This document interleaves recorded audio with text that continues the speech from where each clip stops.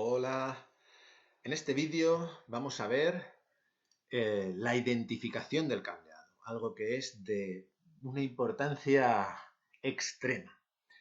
Es sencillo, pero es muy importante que sepamos identificar el cableado eléctrico. Recordemos aquellos 350 kilómetros de cable aproximadamente que tiene un Airbus 380. Si nos dicen que tenemos que localizar un determinado cable porque tenemos que comprobarle o tenemos que cambiarle o lo que sea, pues tenemos que tener algún medio de poder identificarlo sin equivocarnos. Cada cable va a llevar inscrito sobre él su DNI. Es algo así como si nosotros lleváramos el DNI inscrito, pues lo tenemos puesto, yo qué sé, en la pantorrilla, en el muslo, en medio del pecho, en la frente, en un brazo, en otro brazo, o sea, lo tenemos inscrito en varios sitios. De tal manera que nos miren por donde nos miren, siempre van a saber ese código único que nos identifica y que nadie tiene ese mismo código. En el cableado va a pasar lo mismo, les vamos a asignar un código único que me va a permitir identificarlo. Y me va a permitir identificarlo en los manuales, en los esquemas y también físicamente, porque el cable lo va a tener impreso, lo va a tener inscrito sobre él. Este código, tenemos aquí un ejemplo. Tenemos un montón de información, vamos a ir viendo qué información me está dando el código. No siempre tiene que ser tan largo. Veremos que podemos tener incluso un código que solo tenga, por ejemplo, esta P, este número de aquí y esta de aquí. Lo normal será tener desde aquí, ¿no?, la P, 215, la A, el 4 y también es bastante frecuente tener este. Pero nos podemos encontrar con códigos así de largos. Nosotros vamos a ver este código completo, tan largo, y así no nos vamos a encontrar con nada desconocido.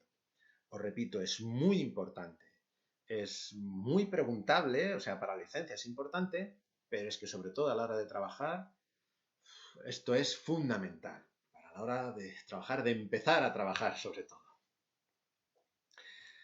Bueno, vamos con el primer dígito que me aparece. El primer dígito que me aparece, que no siempre lo hace, lo que me indica es las redundancias que tengo. Aquí me aparece un 2. Eso quiere decir que al menos hay otro cable que tiene todo este código igual, pero aquí tiene un 1. Y que son cables que me conectan los mismos puntos eléctricos y que sirven para lo mismo. De tal manera que si uno me falla, el otro hace exactamente la misma función. O sea, están conectados entre los mismos puntos eléctricos y hacen lo mismo. Bueno, aquí vemos un 2. Sabemos que por lo menos hay otro cable que sea un 1. Igual hay otro cable que es 3, P215A, etc. O sea, sabemos que este es una redundancia de otro, pero no sabemos si hay más redundancias. El caso es que este tiene otro que es su gemelo, por así decirlo.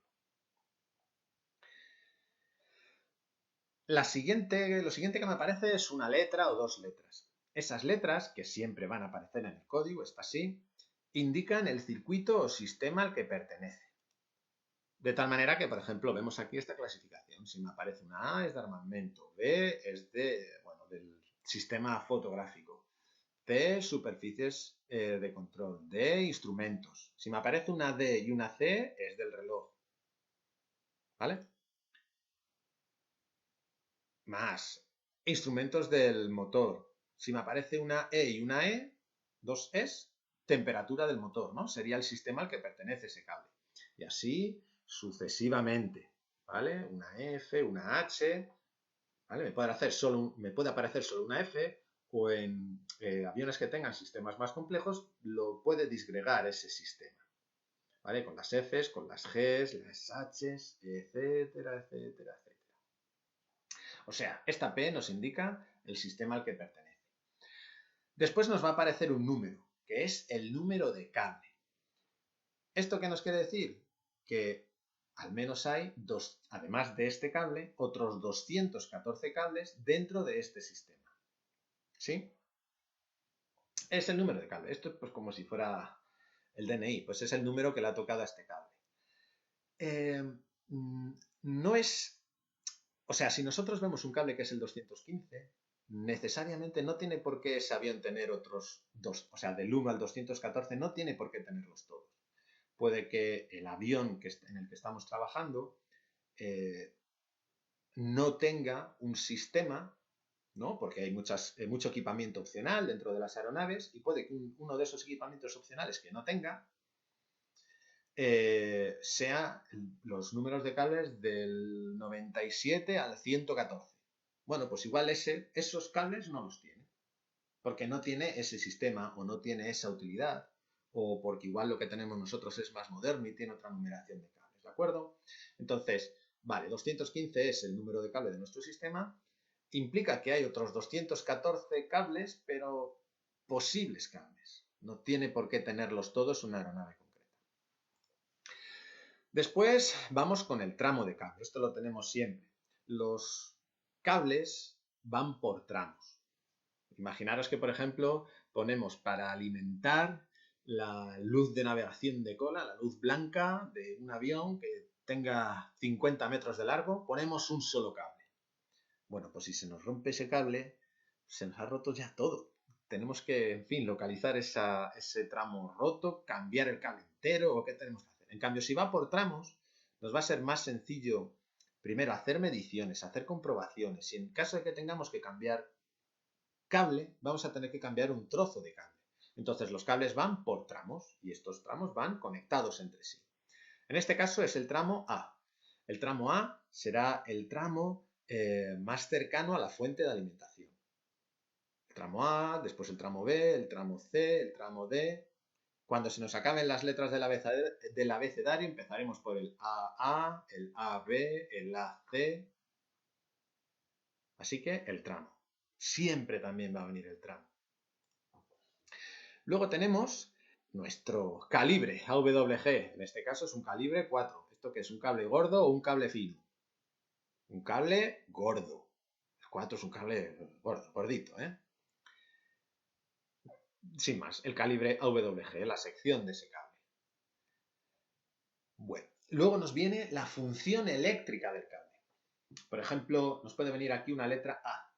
Eso quiere decir que es la fase A de trifásica. Nos puede venir una C, nos puede venir una B o nos puede venir una N. ¿Qué quiere decir? Pues que este va a neutral la estructura. Si es un cable de termopar, también me va a indicar esa función del termopar. ¿Sí? Vale, bueno, hasta aquí básicamente de la P a la N, esto es un código bastante común, estos números y letras. El 2 no es muy común porque no todos los cables tienen redundancias. Y luego a partir de aquí realmente me da información adicional. Como por ejemplo las modificaciones. O sea, aquí me va a indicar si es un cable adicional añadido en algún tipo de modificación. ¿Vale? Que tendré que buscar en algún añadido en el manual, por ejemplo.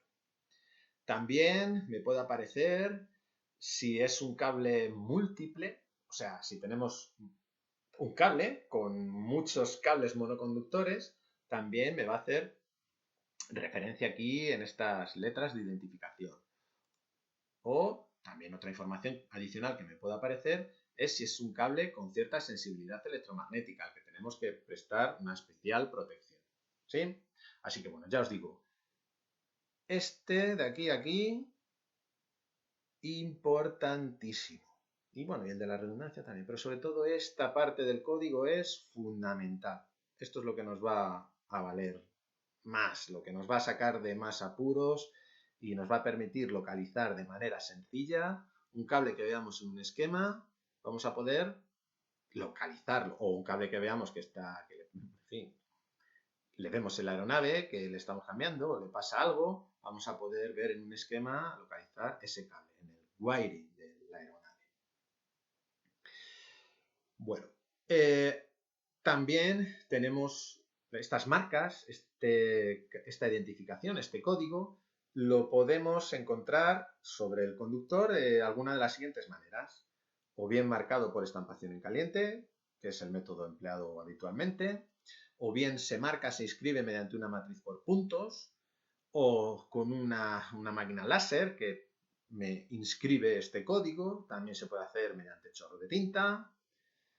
También se utilizan manguitos impresos, que son como unas etiquetas que nosotros ponemos, o unas cintas, o unas etiquetas directamente, ¿sí? O sea, de una manera o de otra vamos a tener identificado al cableado.